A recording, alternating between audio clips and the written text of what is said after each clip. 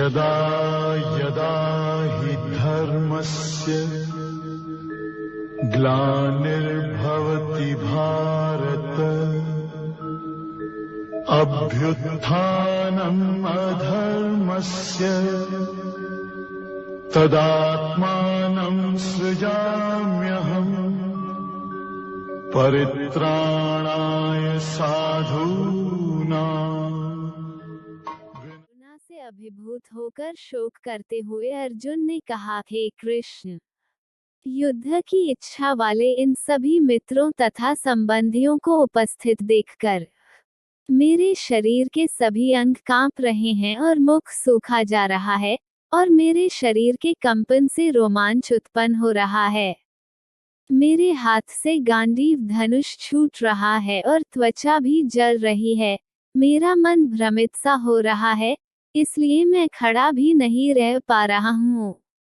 हे केशव, मुझे तो केवल अशुभ लक्षण ही दिखाई दे रहे हैं। युद्ध में स्वजनों को मारने में मुझे कोई कल्याण दिखाई नहीं देता है।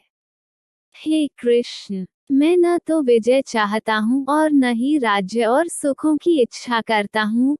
हे गोविंद, हमें ऐसे राज्य, सुख अथवा इस जीवन से भी क्या लाभ है जिनके साथ हमें राज्य आदि सुखों को भोगने की इच्छा है, जब वो ही अपने जीवन के सभी सुखों को त्याग करके इस युद्ध भूमि में खड़े हैं। गुरुजन, परिवारीजन, पुत्रगण, पितामह, मामा, ससुर, पौत्रगण, साले और सभी संबंधी भी मेरे सामने खड़े हैं।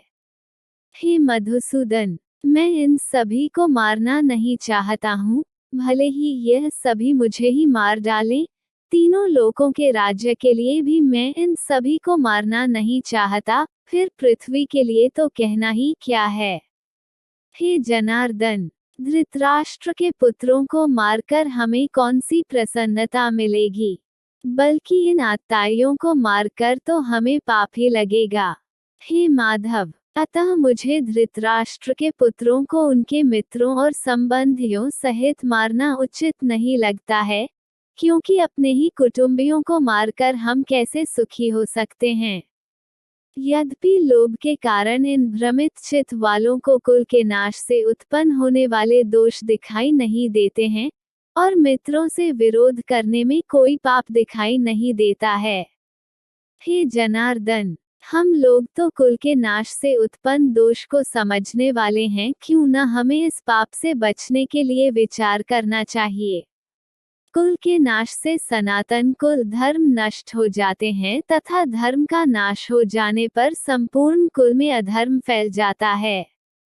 हे कृष्ण, अधर्म अधिक बढ़ जाने से कुल की स्त्रियां दूषित हो जाती हैं। स्त्रियों के दूषित हो जाने पर अवांछित संतानें उत्पन्न होती है। अवांछित संतानों की वृद्धि से निश्चय ही कुल में नारकीय जीवन उत्पन्न होता है।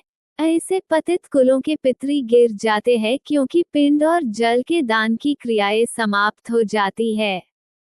इन अवांछित संतानों के दुष्कर्मों से सनातन कुल धर्म और जाति धर्म नष्ट हो जाते हैं। हे जनार्दन, जिनका कुल धर्म नष्ट हो गया है, ऐसे मनुष्यों का अनिश्चित काल तक नरक में रहना पड़ता है, ऐसा हम सुनते आए हैं। ओह, कितने आश्चर्य की बात है कि हम लोग बुद्धिमान होकर भी महान पाप करने को तैयार हो गए हैं, जो राज्य और सुख के लोभ से अपने प्रियजनों को मारने के लिए आतुर हो गए हैं। यदि मुझ शस्त्र रहित विरोध न करने वाले को धृतराष्ट्र के पुत्र हाथ में शस्त्र लेकर युद्ध में मार डाले तो भी इस प्रकार मरना मेरे लिए अधिक श्रेयस्कर होगा। संजय ने कहा। इस प्रकार शोक से संतप्त हुआ मन वाला अर्जुन युद्ध भूमि में ये कहकर बाणों सहित धनुष को त्याग कर रथ के पिछले भाग में बैठ गया। इस प्रकार उपनिषद, ब्रह्मविद्या तथा योग शास्त्र रूप श्रीमद् भगवद गीता के श्री कृष्ण अर्जुन संवाद में धर्म कर्म युद्ध योग नाम का पहला अध्याय संपूर्ण हुआ। इसका अध्याय 2 कल आएगा। Please subscribe Saurabh SK2SH blog.